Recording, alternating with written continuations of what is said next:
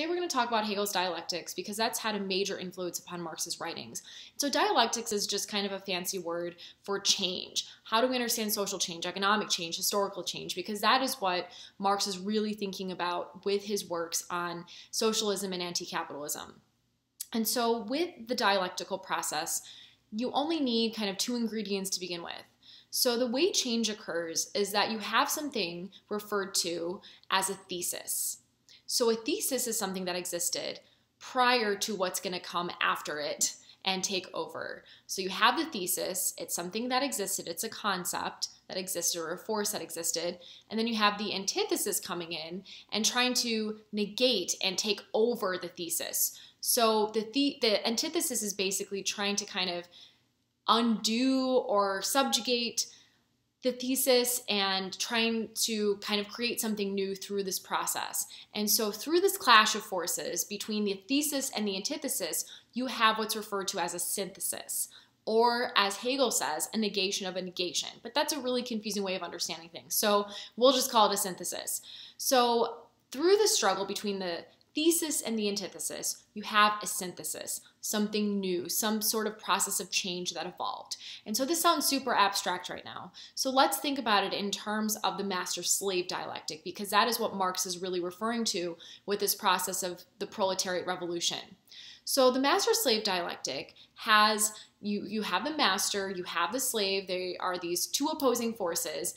And so the master is dependent upon the slave for all the work that the slave is doing, and then the slave is dependent upon the master for food or sustenance, or if they're a worker, right, money in that case. And so they have this kind of struggle, this battle till the death. And so the result of this is that the slave or the worker realizes his independence, because he realizes that it's not only him that's dependent upon the master, but the master is just as dependent upon him. The master could not function. The master couldn't have his wealth and power without the slave in the first place. So that is the master-slave dialectic that Marx is using to understand the relationship and the struggle between the upper-class bourgeoisie. They own the means of production. They own the capital. They own the land. They have all the property, right? They have the wealth.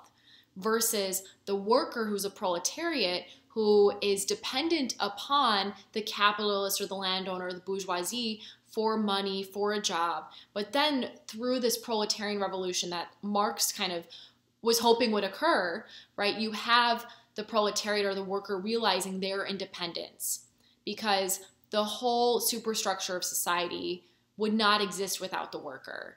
So the landowner's wealth, the bourgeoisie, right, their power, their money doesn't come without the workers' kind of obedience to them. And so you're supposed to, through this synthesis, through this change, you're supposed to have this idea of a revolution where the proletariat or the working class, they take over because they are the immense majority of society in Marxist terms. So this is the Hegelian dialectic applied to Marxist struggle. And so in the presentation, in the PowerPoint I have for you, I like for you to think of other examples of the dialectic, because I think there are so many cases where we see this process of struggle and change. And so this process of struggle and change, though, doesn't create something entirely new. It has the elements of the thesis and the antithesis within it. So it's not something that has completely changed everything. You still have some of the prior elements of society within it, but it is kind of a new order, a new way of seeing things. And so the examples that I have in the PowerPoint presentation are about changes in music, because that's just so fascinating to think about. But also you could apply this to fashion, history, technology, food.